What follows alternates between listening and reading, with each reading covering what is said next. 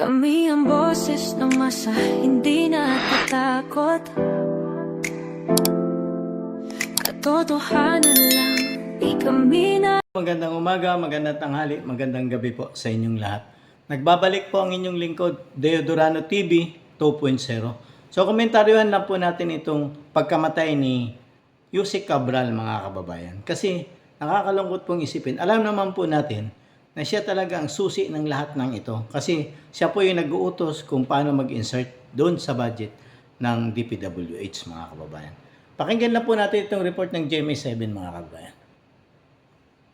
Sa Office of the Ombudsman na i-secure ang cellphone at iba pang gadget ni dating DPWH Undersecretary Maria Catalina Cabral kasunod ng kanyang pagkamatay.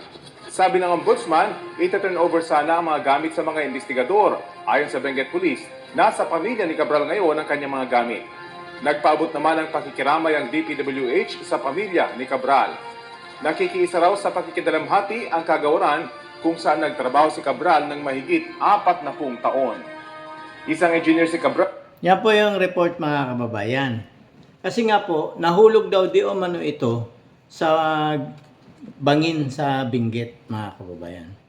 Ayon mismo sa driver daw, di umano. Hindi po natin alam kung totoo kasi gabi po nangyari ito, mga kababayan. At bakit? Alam na ng driver na balisa na to si Cabral. Bakit niya hinayaan na iniwan mag-isa, mga kababayan? Di ba po? Bakit ganun ang driver na ito? At nakakita pa yak-yak pa, wala namang luha ang lumalabas, mga kababayan. Ang tanong po kasi dito, nahulog ba? Nadisgrasya ba? O sinadya ang paghulog doon sa bangin sa Tuba, Benguet, mga kababayan? Kasi nakakalungkot lang pong isipin. Ang una pa nilang inaasikaso, utos agad ni Ombudsman Boyeng Remulla ang cellphone agad. Bakit agad? Hindi nila man lang yung namatay? Talagang cellphone agad? Bakit? May tinatago ba sa cellphone ni Yusek Cabral? Mga kababayan, kasi nakakalungkot pong isipin na isang ombudsman ang isi-secure mo cellphone agad ng tao. Bakit mo kailangan i-secure ang cellphone ng isang tao? Alam naman po natin na malaking iskandalo ang kinakasangkutan nito, mga kababayan. Di ba po? Nakakalungkot lang pong isipin kung bakit nagpakamatay ba, pinatay ba, o nahulog ba, o tinulak ba, mga kababayan. Ayon po sa kwento ng driver, pagbalik niya, wala na. Pero ayon din sa kwento niya, alam niya na balisa na si Yusek Cabral ng panahon na yun. Nung gabi na yon. Bakit patuloy pa rin siya? Bakit niya iniwang mag-isa si Yusek Cabral? Doon mismo sa tabi ng bangin. Napaka-imposible po eh. Kasi saan ka makakita? Alam naman natin yung kinunod, wala masyadong ilaw dyan. Ang tanongin natin, sino yung tao na yun na nakita niya at sino yung mga pulis na yun? Di ba po? Bakit hindi man lang nila malapitan si Yusek Cabral nung time na tinataboy sila ng pulis? Di ba? Di umano, mga kababayan. Nakakalungkot lang pong isipin na si Yusek Cabral ang ngayon, ang parang lumalabas, baka siya lahat ang madidiin dito sa kasong ito, mga kababayan. Kasi ito, susi po ito talaga. Si Bunuan, ito, Saldico, at yung dalawang tagatanggap ng pera ni Saldico, yun po talaga yung mga susi dito para malaman po natin ang buong katotohanan doon sa flood control scandal na trilyong pera na po ang nawawala sa pera ng bayan, mga kababayan. At ang nakikinabang lang, ang di umano hanggang palasyo na. Ilang tao lang. Si BBM, di umano. Ayon mismo yan kay Saldico, mga kababayan. Si Romualdez, Sandro Marcos, yan po ang kanyang itinuturo. Di umano, ayon ni kay Saldico, mga kababayan. Ngayon, nanahimik na si Saldico ngayon. Hindi natin alam kung si Saldico hawak pa nila o nakauwi na ba o hawak na nila, mga kababayan.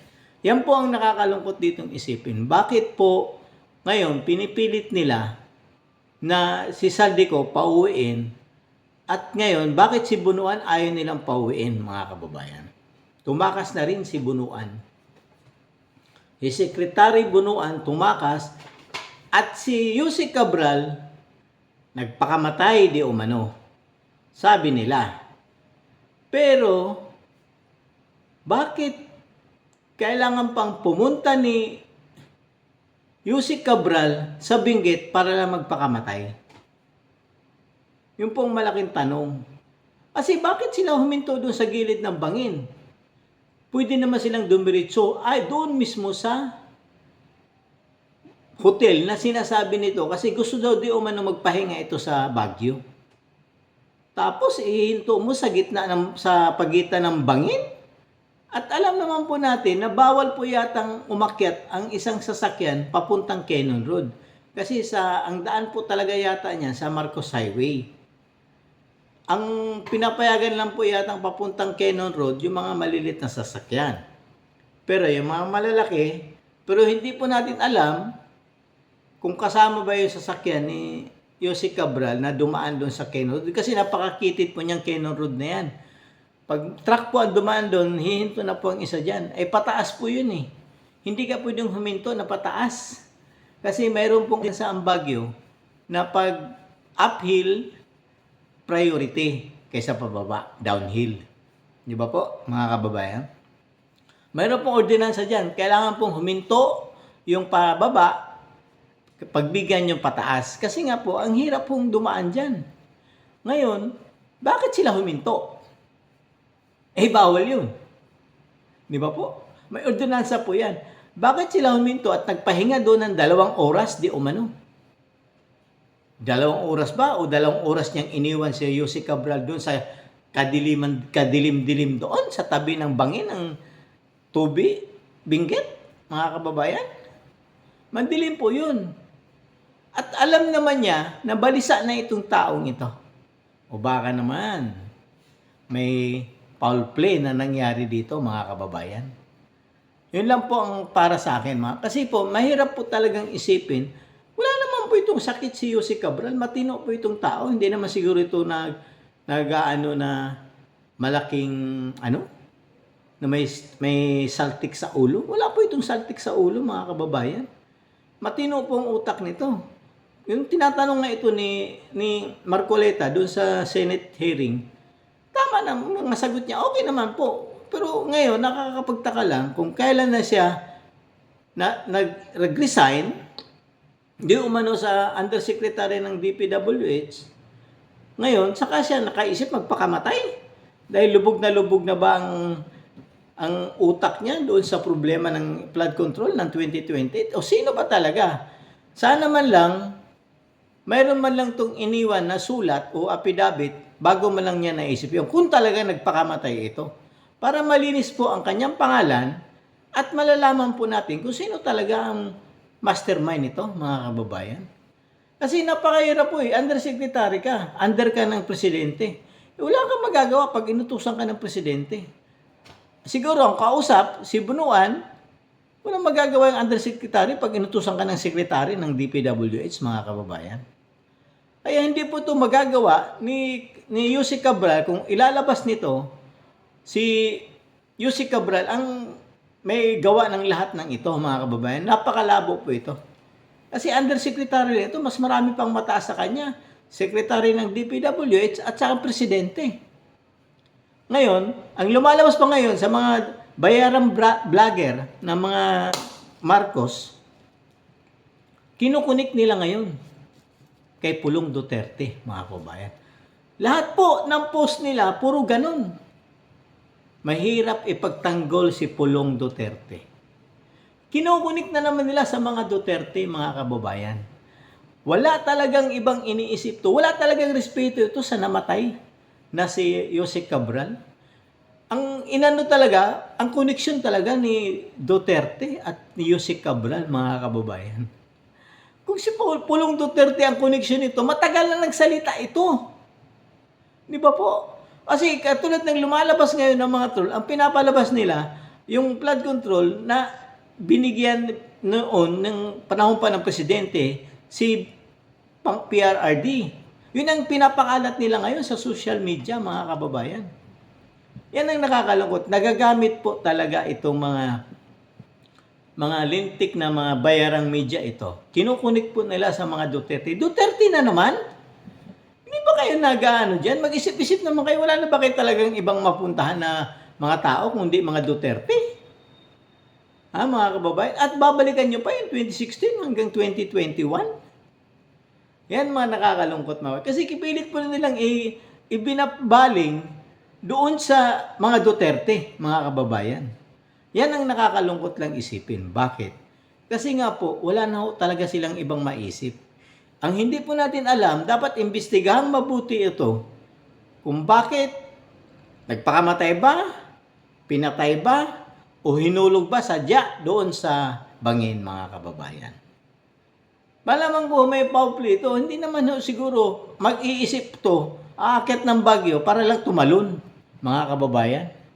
Di ba po? Hindi po siguro mag-iisip ito si Yusek Cabral na punta tayo ng Baguio para tumalon dun sa bangin. Di ba po? Tapos ngayon, ang utos kagad ng ombudsman, i-secure ang cellphone. Hindi mo lang naisip yung katawang lupa ni Yusek Cabral na wala talaga kanilang mga respeto. At ang nakakatakot dito, mga kababayan, ikukunik na naman nila ito kay Duterte. Di ba po? Yun ang nakakalungkot dito, mga kababayan. Kasi puro Duterte talaga ang laman ng utak ng itong mga to. Bakit? Kasi wala sila talagang may kakaso kay BP Sara tungkol diyan sa sinasabi nilang confidential fund. Ano po yan? Supot po yan, mga kababayan. Supot po ang ebidensya nila kay BP Sara tungkol sa confidential fund, mga kababayan.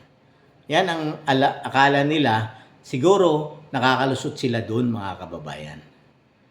Kaya pinipilit nila sa mga sangkot sa mga flood control, pinipilit ng mga vlogger na bayaran, i-connect sa mga Duterte, mga kababayan. Synchronize po. Tingnan po yung mga post nila sa mga bayarang vlogger.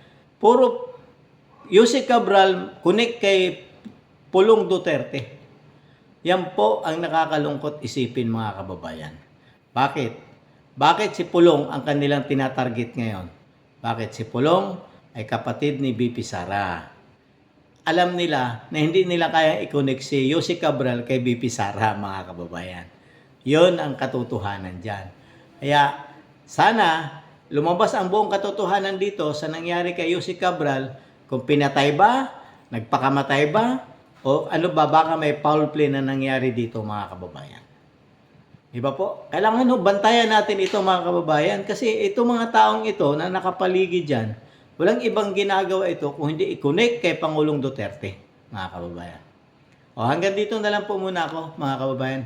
Ako po ulit si Deo Durano TV 2.0.